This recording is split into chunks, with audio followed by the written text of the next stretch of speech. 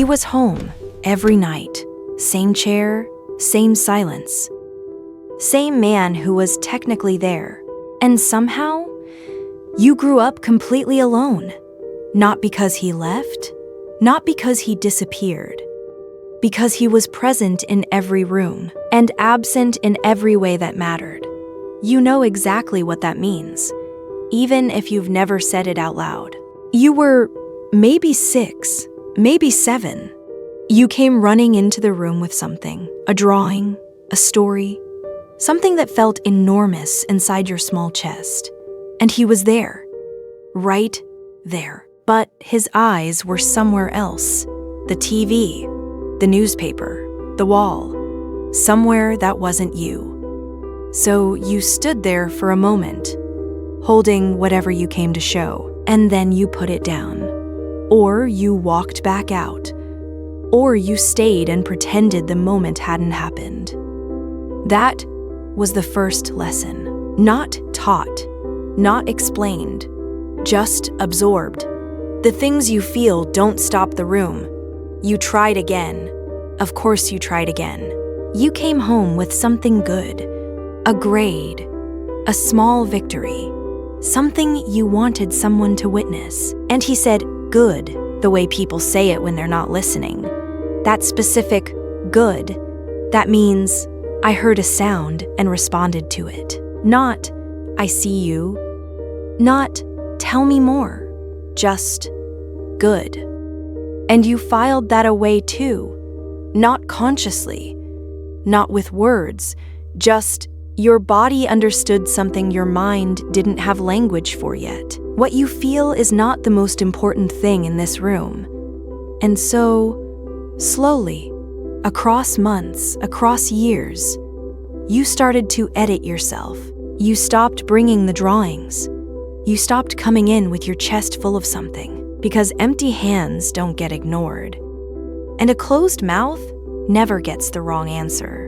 You became very good at being low maintenance, not because you decided to, because you learned that needing things created a specific kind of discomfort in the room. His discomfort, which somehow always became your problem. So you adapted. You stopped crying in front of him. Not because the crying stopped, but because you discovered a very early age that tears made him leave the room. Change the subject. Or worse, look at you with that specific blankness that said, I don't know what to do with this. And you were small, and you didn't want to make things worse. So you learned to cry somewhere else, the bathroom. Your room with the door closed. Later, nowhere. You learned to swallow it before it started. And here's what that looked like from outside. A calm child, an easy child, a child who didn't make problems. They said it like it was a compliment. She's so mature. She's so self-sufficient. She never asks for much. And you heard those words, and something in them felt like being seen. Except it wasn't. They were praising the shell, not the person inside it. They were relieved you weren't asking anything of them, and you learned to take that relief as love, because it was the closest thing available. You also learned to read rooms, specifically his room. You became expert level at detecting his moods before he spoke, the way he held his shoulders when work was bad, the particular silence that meant, don't ask anything tonight. The version of him that was technically present but completely unreachable. You learned to navigate around those moods the way you navigate around furniture in the dark, quietly, carefully, without making noise. That's a skill. It's also something no child should have to learn. But you did. And you got very, very good at it. And nobody noticed what it cost you. Here's what happened to that little girl. She didn't disappear. She just learned a very specific thing about herself. That her emotional world, her needs, her fears, her excitement, her sadness, was fundamentally inconvenient to the people around her. Not because anyone told her that, because she watched what happened when she showed it. Nothing happened. Or worse, something happened that made everything harder. So she concluded, very logically, with the evidence available to her, the safest version of me is the version that doesn't need anything. And she built her life around that conclusion. Now look at what that sounds like today. When someone asks how you're doing, really doing, there's a half-second pause before the automatic answer comes. In that half second, something true almost surfaces, and then it doesn't. I'm fine, just tired. You've said it so many times it comes out before you decide to say it. That's not a choice. That's a reflex built over years. When something goes wrong, genuinely wrong, your first thought is never, who can I call? It's, how do I fix this? Alone, quietly, before anyone notices. Not because you don't want support, because the circuitry for asking was rerouted so long ago that the path barely exists anymore. And there's this, when someone does show up, when someone is unexpectedly kind or present or actually asks and actually listens, something in you doesn't know what to do with it. It feels unfamiliar, almost suspicious, like waiting for the part where they get distracted, or leave, or show you their version of that blank look. Because your body learned the pattern long before your mind understood it. Presence gets withdrawn. Attention runs out. People who are there are also, somehow, never quite there. You didn't decide to believe that. You were taught it. One unanswered moment at a time. Now here's the part that goes deeper. Stay with this, because everything so far has been about the past. This is about what you're doing right now.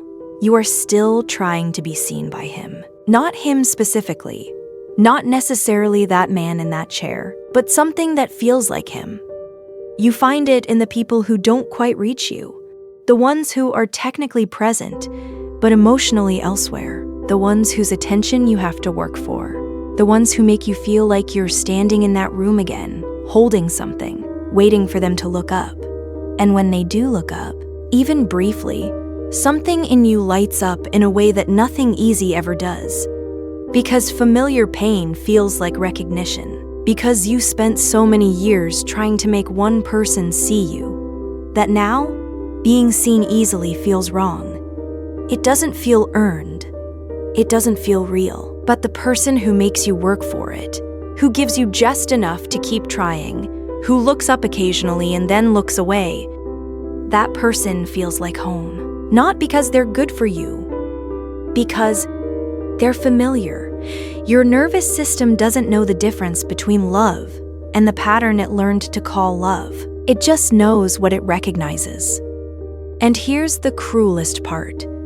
The little girl who stood in that room, holding her drawing, waiting for him to look, she made a decision in that moment. She decided, if I could just be better, more interesting, more impressive, less needy, more something, he would look. And she carried that decision into every room she ever walked into after that. Every relationship, every moment where someone's attention was something she had to earn. She's still in those rooms, still holding something, still adjusting herself, still waiting for someone to finally look up and see her. Not because she's weak, because no one ever showed her what it looked like when someone looked without needing to be convinced. This is who you are now. And this is how it moves through your days without you noticing. You minimize yourself in conversations. Not all the time, not obviously, but there's a version of you that shrinks slightly when you sense someone's attention starting to drift. You pivot. You make yourself more interesting. You ask them about themselves instead. You become easier to be around. Because, somewhere very deep, you learned that the version of you that needs things drives people away. So you keep that version quiet. You also notice, and this one is harder to admit, that you're drawn to people who don't fully commit. Not because you like it, because it activates something familiar. The chase, the uncertainty, the working for it.